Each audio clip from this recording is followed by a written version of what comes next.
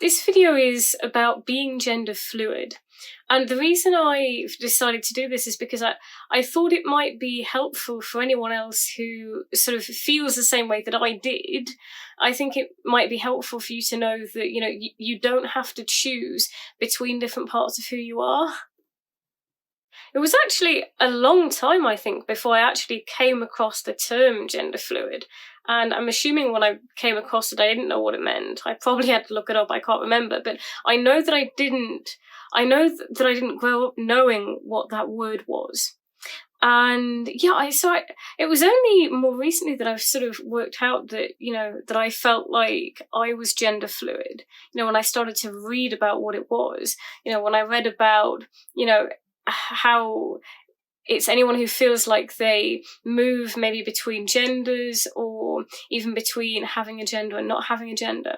And, I realised that was very much something that I would do in a lot of ways. I felt like I would move from being more feminine to certainly less feminine. I don't even want to say feminine to masculine as such, like I don't want to say that black and white, but I did definitely feel like I would go from feeling more feminine to just no femininity, really. I don't think it was obvious until after around the time I came out. I think the reason for that is because, when I was younger, when I was a teenager, I got into alternative clothing, but I hadn't really gotten any further than that. So I think even though I did start to wear sort of like punk goth clothing, in a lot of ways, I think I was still conforming to what was expected in terms of gender. But because I hadn't really thought about it or questioned it, it's something that I did for quite a while. So things like wearing dresses. So I know I've talked about that in another video I did, I think. That when I went out, I used to always wear dresses because I did like getting done up, in all fairness. But I think I thought that was the only way to do it, was to dress really feminine. And I often did feel quite blank, especially looking back at photos and just seeing me just in the dress. It often did feel a bit blank. But yeah, I mean, it was just what everyone did. So, I'd put on my dress and I'd put on my heels. Like, I barely ever wear heels now, but I put on my heels.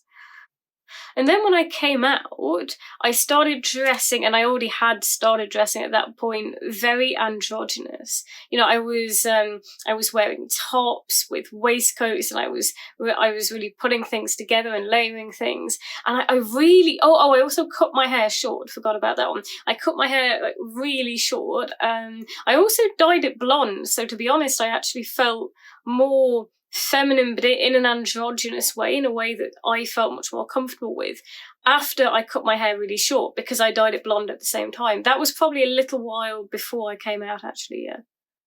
So yeah, when I first came out, my look was definitely very androgynous, and I loved it, and it really felt like me, it really felt like it fit me.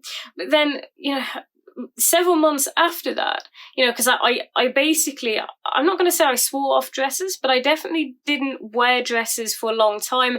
I didn't feel particularly comfortable in them. I just didn't really want to wear them. And then it kind of got to the point where I sort of got back into it, and I kind of felt like, yeah, I think I'd like to wear a dress.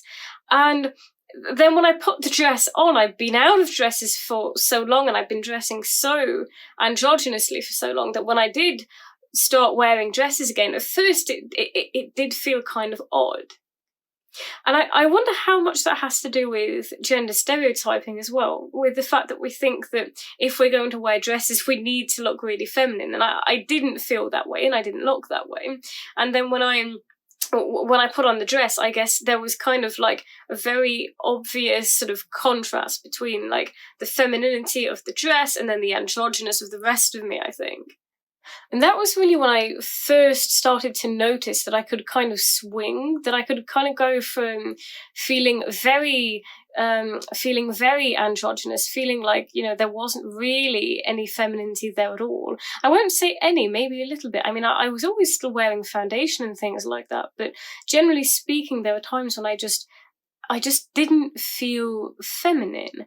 And I don't want to say that I felt masculine, because I feel like that has so many other suggestions. I didn't feel masculine as such. I definitely never felt male. I just didn't necessarily feel particularly female, or at least particularly feminine. But then there are other times when I felt a lot more feminine. And those were times when I was happy to wear dresses. And then I just felt like, I felt like there was a clash. And I could see that, sometimes I felt this way and sometimes I felt that way. And then, I think to a certain extent, maybe I felt like there was pressure, not from anybody, probably pressure that I was putting on myself to sort of figure it out and to choose. I wonder how much of it comes from, sort of historically speaking, the way that people usually, had to choose, I think, in a lot of ways between being butch and being femme. Like, if there was definitely a time when if you didn't fit into either category, then, you were in a lot of trouble. I suppose at that time you were probably you probably had a lot of problems anyway if you were gay, but I certainly think that there was a time when you were kind of expected, if you were gay, to fit into either or. I also never felt femme. Like, that was just never something that I felt. I mean, I never really felt like a typical girl in a lot of ways. I never felt like I had that typical femininity.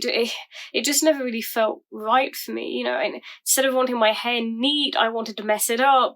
I wanted to, I guess it was a while before I did get into different clothing, but I like to wear tights and boots, and I suppose there were small signs of androgyny, probably even back in my teens. I never really felt typically feminine like that. It just wasn't something that I really identified with. What I hadn't really thought about, when I was feeling this pressure to fit or to choose, I think I was being way too hard on myself, and I hadn't really thought about the fact that they were all parts of who I was, and I didn't have to choose between parts of who I was. When we think about it, I think we all have a combination of masculine and feminine traits anyway.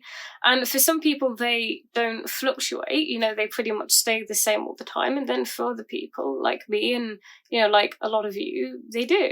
And that's totally okay.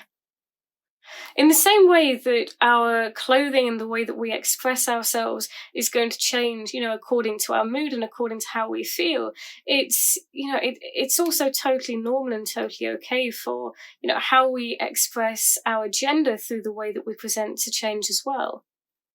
I just think that it's really important for us to know that we can express ourselves through the way that we present in whatever way feels right to us at the time.